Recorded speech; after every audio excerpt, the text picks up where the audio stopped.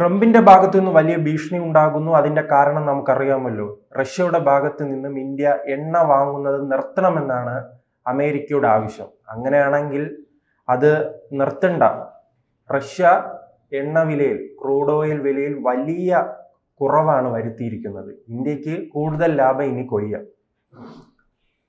ഇപ്പോൾ ഈ ഷാങ്ഹായിൽ ഉച്ചകോടി ഉണ്ടല്ലോ, ഷാങ്ഹായ് കോപ്പറേഷൻ ഓർഗനൈസേഷൻ ഉച്ചകോടിക്കിടയിൽ ഈ ഇന്ത്യയുടെ പ്രധാനമന്ത്രി നരേന്ദ്രമോദി റഷ്യൻ പ്രസിഡന്റ് വ്ളാദിമിർ പുടിനുമായിട്ട് കാറിനുള്ളിൽ, അദ്ദേഹത്തിൻ്റെ കാറിനുള്ളിൽ 55 മിനിറ്റ് നീണ്ട ഒരു ചർച്ച നടത്തി. അതുപോലെ തന്നെ മോദി വരാൻ വേണ്ടി 10 മിനിറ്റ് അദ്ദേഹം കാത്തു നിന്നു എന്നാണ് പറയുന്നത്, കാറിൽ കയറാതെ. അപ്പോൾ അതിൽ നിന്ന് തന്നെ റഷ്യ ഇന്ത്യക്ക് നൽകുന്ന ആ ഒരു ആദരവും സ്നേഹവും കരുതലും ഒക്കെ ഇത് വ്യക്തമാണ്. ഏതാണ്ടിത് സാമ്പത്തിക വിദഗ്ധരൊക്കെ പ്രതീക്ഷിച്ചിരുന്ന കാര്യമാണ്. കാരണം ഈ അമേരിക്കയുടെ ഭീഷണിയെ വകവയ്ക്കാതെ ഇന്ത്യ റഷ്യയുമായിട്ടുള്ള സഹകരണം കൂടുതൽ ശക്തിപ്പെടുത്തിയതിന് ഒരു നന്ദി പറയാൻ തീർച്ചയായിട്ടും പുടിൻ തയ്യാറാകും എന്നെല്ലാവരും കരുതിയിരുന്നു. ആ നന്ദി ക്രൂഡ് ഓയിൽ വിലയിൽ കുറച്ചുകൊണ്ടാണ് പ്രകടിപ്പിച്ചിരിക്കുന്നത്. ഏതാണ്ട് ബാരലിന് $3 മുതൽ $4, $5 വരെ കുറച്ച് കൊടുക്കാം എന്നാണ്. അതിൽ $4 എന്നുള്ളതാണ് ഇപ്പോൾ പുറത്തു വന്നിരിക്കുന്ന വിവരം. പക്ഷേ ആദ്യമൊക്കെ ചർച്ചകളിൽ കേട്ടത് $5 വരെ വില കുറയും എന്നാണ്. നോക്കൂ, ഇന്ത്യയുടെ തന്ത്രം വളരെ വ്യക്തമാണ്. റഷ്യയിൽ നിന്ന് നമ്മൾ ക്രൂഡ് ഓയിൽ വില കുറച്ച് വാങ്ങുന്നു. നമുക്ക് ആവശ്യമുള്ളതിൻ്റെ 33% നമ്മൾ റഷ്യയിൽ നിന്ന് വാങ്ങുന്നത്. ഇവിടെ ചില മാധ്യമങ്ങളൊക്കെ റിപ്പോർട്ട് ചെയ്തു, ഈ അമേരിക്കയുടെ ഭീഷണി കൊണ്ട് ഇന്ത്യ ക്രൂഡ് ഓയിൽ വാങ്ങുന്നത്, റഷ്യൻ ക്രൂഡ് ഓയിൽ അവസാനിപ്പിച്ചു, നിർത്തിവെച്ചു, പിന്നെ കപ്പലുകൾ തിരിച്ചയച്ചു എന്നൊക്കെ പറഞ്ഞ് വാർത്തകളൊക്കെ നമ്മൾ ഇവിടെ കണ്ടതാണ്. ഇതിൽ ഒന്നുപോലും വാസ്തവമല്ല എന്ന് വ്യക്തമായി. ഈ ചില കുത്തിത്തിരിപ്പ് മാപ്രകൾക്ക് ഇത്തരത്തിലുള്ള ചില വാർത്തകൾ, ഇങ്ങനെ ഈ കടിയും ചൊറിയുമുള്ള വാർത്തകൾ കൊടുത്തില്ലെങ്കിൽ അവർക്ക് ഉറക്കം വരില്ല.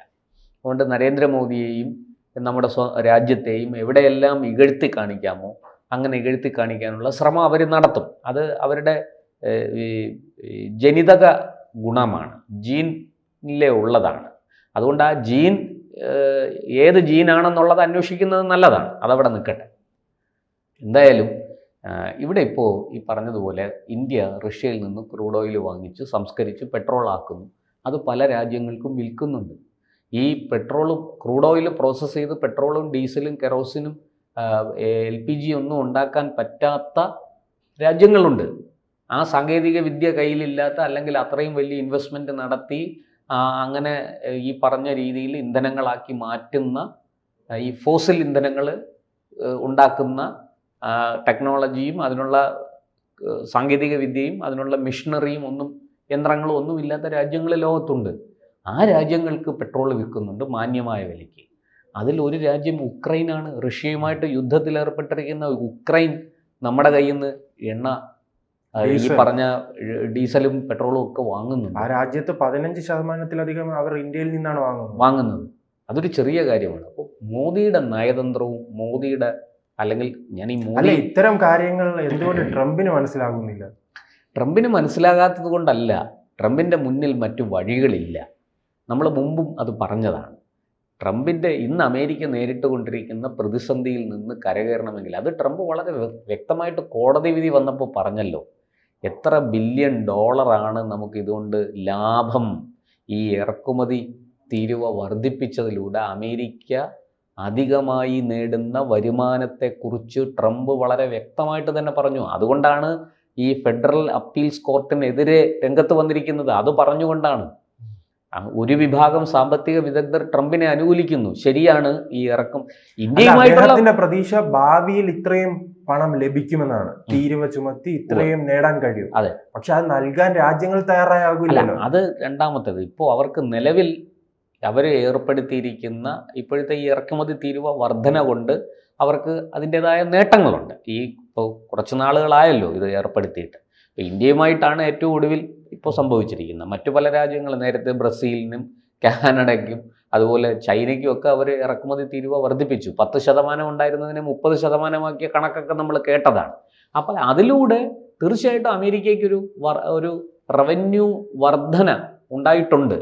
ഞാൻ അതിൻ്റെ കൂടുതൽ സാമ്പത്തികമായ ആഴങ്ങളിലേക്ക് പോകുന്നില്ല, വിവരങ്ങളുടെ ആഴങ്ങളിലേക്ക് പോകുന്നില്ല. അപ്പോൾ ട്രംപിനെ സംബന്ധിച്ച് ഇതല്ലാതെ മറ്റു വഴിയില്ല. അതുകൊണ്ടാണ് ട്രംപ്, മാത്രമല്ല ഇതൊക്കെ ചില സമ്മർദ്ദങ്ങൾ ചെലുത്തി നോക്കുന്നത്. ഈ റഷ്യയും ഇന്ത്യയും ഒക്കെ വരുതിയിൽ നിർത്താൻ, അമേരിക്കയുടെ ചൊൽപ്പടിയിൽ നിർത്താൻ.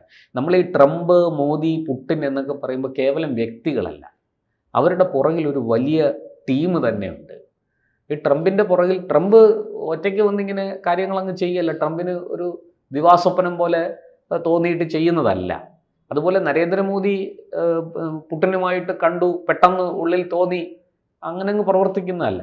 വളരെ കൃത്യമായിട്ട് ഇതിൻ്റെ പുറകിൽ കൃത്യമായൊരു ഹോംവർക്ക് നടത്തി, അതിനുള്ള വിദഗ്ധ സംഘം അദ്ദേഹത്തിന് കാര്യങ്ങൾ ധരിപ്പിച്ച് അവിടെ ചർച്ച ചെയ്ത് അതിൻ്റെ എല്ലാ വശവും, നമുക്ക് അവിടെ വരാൻ സാധ്യതയുള്ള വീഴ്ചകൾ, ഗുണങ്ങൾ, നേട്ടങ്ങൾ ഒക്കെ ചർച്ച ചെയ്ത് നമ്മുടെ നേട്ടങ്ങൾക്ക് അനുസൃതമായി നയം രൂപീകരിച്ചാണ് മുന്നോട്ട് പോകുന്നത്.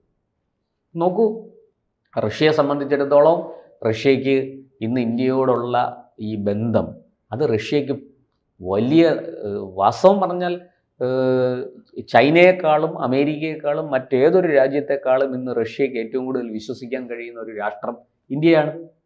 ചൈനയുമായിട്ട് അവർക്ക് പ്രശ്നങ്ങളുണ്ട്. ഈ ചൈന, ഞാൻ അതിൻ്റെ ചരിത്രത്തിലേക്ക് പോകുന്നില്ല, ചൈന കാലങ്ങളായിട്ട്, വളരെ ചുരുക്കി പറയാം, ഭൂമി പ്രശ്നം ചൈനയുമായിട്ട് റഷ്യയ്ക്കുണ്ട്. പല വിഷയങ്ങളിലും റഷ്യയ്ക്ക് ചൈനയോട് വിയോജിപ്പുണ്ട്. പക്ഷേ ഇന്ത്യയോട് അങ്ങനെയല്ല. ഇന്ത്യ എക്കാലത്തും റഷ്യയുടെ ഒരു നല്ല സുഹൃത്താണ്. ഇന്ത്യയെ പരിപൂർണമായിട്ടും വിശ്വസിക്കാം, ഒരിക്കലും ചതിക്കില്ല. ഇവിടെ ഗവൺമെൻറ്റുകളൊക്കെ മാറി മാറി വരാം, കോൺഗ്രസ് പോയി, BJP വന്നു, ഇടയ്ക്ക് ജനതാദളിൻ്റെ നേതൃത്വത്തിൽ ഭരണം നടന്നു, അതൊക്കെ സംഭവിക്കാം. പക്ഷേ ഒരു കാലത്തും ഇന്ത്യ റഷ്യയെ എന്നല്ല ഒരു രാഷ്ട്രത്തെയും ചതിച്ച ചരിത്രം ഇല്ല. അങ്ങനെ നമ്മളൊരു ചതിപ്രയോഗം ഏതെങ്കിലും ഒരു രാജ്യത്തിനോട് നടത്തിയതായിട്ട് ആർക്കും പരാതിയില്ല. ഞാൻ പറയുന്നത്, ഇപ്പോൾ പാകിസ്ഥാനോ അല്ലെങ്കിൽ ബംഗ്ലാദേശോ ഒക്കെ കിടന്ന് വിളിച്ചുകൂവി എന്തെങ്കിലും വിടുവായത്തനം പറയുന്നതിനെ നമ്മൾ മുഖവിലക്കെടുക്കണ്ട. ഈ ലോകത്ത് നിഷ്പക്ഷമായി കാര്യങ്ങൾ ഗ്രഹിക്കുകയും പറയുകയും പ്രവർത്തിക്കുകയും ചെയ്യുന്ന രാഷ്ട്രങ്ങളുണ്ട്. അവരാരും തന്നെ ഇന്ത്യ ഒരു ചതിയനാണ്, ഇന്ത്യ ചതിച്ചു എന്നൊരാക്ഷേപം നമുക്കെതിരെ ഉയർത്തിയിട്ടില്ല, ഉയർത്തുകയുമില്ല. അതുകൊണ്ട് അതൊക്കെ വളരെ കൃത്യമായിട്ട് തന്നെ റഷ്യയ്ക്ക് അറിയാം. ഇന്ത്യയുമായിട്ട് കൂടുതൽ സഹകരിക്കുന്നത് കൊണ്ട് അവർക്ക് നേട്ടങ്ങളേ ഉള്ളൂ. ഇപ്പോൾ കൃത്യമായിട്ട് ഈ പറഞ്ഞതുപോലെ ഈ $4 ബാരലിന് $4 വില കുറച്ച് തരുന്നു എന്ന് പറഞ്ഞാൽ അത് വലിയ നേട്ടം തന്നെ. ഇന്ത്യയെ സംബന്ധിച്ച് തീർച്ചയായിട്ടും നമ്മുടെ ഈ ഇന്ധനം വാങ്ങുന്നതിൽ, ഈ ക്രൂഡ് ഓയിൽ വാങ്ങുന്നതിൽ നമ്മൾ ഇന്ന് പല വെല്ലുവിളികളും നേരിടുന്നുണ്ട്. അറബ് രാഷ്ട്രങ്ങളിൽ നിന്ന് നമ്മൾ വാങ്ങുന്നുണ്ട്, അതുപോലെ മറ്റ് പല രാജ്യങ്ങളിൽ നിന്നും നമ്മൾ ക്രൂഡ് ഓയിൽ ഇറക്കുമതി ചെയ്യുന്നുണ്ട്. നമ്മുടെ ആവശ്യത്തിൻ്റെ 33% റഷ്യയിൽ നിന്നും 33% അറബ് രാഷ്ട്രങ്ങളിൽ നിന്നുമാണ് നമ്മൾ ഇറക്കുമതി ചെയ്യുന്നത്. അപ്പോൾ അങ്ങനെയൊക്കെ മുന്നോട്ട് പോകുന്ന നമ്മളെ സംബന്ധിച്ച് ക്രൂഡ് ഓയിലിൻ്റെ വില കുറയുന്നത് തീർച്ചയായിട്ടും നമ്മുടെ പ്രവർത്തനങ്ങൾക്ക്, നമ്മുടെ വികസന പ്രവർത്തനങ്ങൾക്ക് കൂടുതൽ പണം കണ്ടെത്താൻ അത് സഹായിക്കും. നിസ്സാരം ഈ പറയുന്നത് പോലെ ചെറിയ തുകയ്ക്കൊന്നും അല്ലല്ലോ ഈ കച്ചവടം നടക്കുന്നത്, വലിയ വലിയ തുകയ്ക്കായി. എന്നിട്ട് അത് പ്രോസസ്സ് ചെയ്ത് നമ്മൾ ലാഭത്തിന് മറ്റ് രാജ്യങ്ങൾക്ക് വിൽക്കുന്നുണ്ട്. അത് നമ്മുടെ കച്ചവട തന്ത്രമാണ്, നമ്മുടെ നേട്ടമാണ്. അതിൽ അസൂയപ്പെട്ടിട്ട് കാര്യമില്ല. അതിനെക്കുറിച്ച് നിലവിളിച്ചിട്ട് ട്രംപല്ല, ഇനി ആര് നിലവിളിച്ചാലും നരേന്ദ്രമോദിയും കൂട്ടരും അതിൽ നിന്ന് പിന്മാറില്ല. ഒരു പക്ഷേ ഇനിയിപ്പോൾ ഭരണം നഷ്ടപ്പെട്ട് പുതിയ സർക്കാർ വന്നെന്നിരിക്കട്ടെ, ഈ നയം മാറും എന്നെനിക്ക് തോന്നുന്നില്ല. കാരണം ഈ നയം മാറിയാൽ അത് വലിയ തിരിച്ചടി ആ സർക്കാരിന് കൊടുക്കും. വില കുറച്ച് ഇന്ധനം നമുക്ക് വാങ്ങിക്കാൻ കഴിയും. ഇപ്പോൾ നമ്മൾ അറബ് രാഷ്ട്രങ്ങളെ മാത്രമാണ് ആശ്രയിച്ചിരുന്നതെങ്കിൽ വലിയ വിലക്കയറ്റം നമുക്ക് പെട്രോളിലും ഡീസലിലും അനുഭവപ്പെട്ടേനെ. മറിച്ച് റഷ്യയുമായിട്ട് കൂടെ സഹകരിക്കുന്നത് കൊണ്ടാണ് നമുക്ക് വലിയ തോതിൽ തിരിച്ചടി ഉണ്ടാകാതെ പോകുന്നത്. വിലക്കയറ്റം നമ്മൾ അറിയാതെ പോകുന്നത് അതുകൊണ്ടാണ്.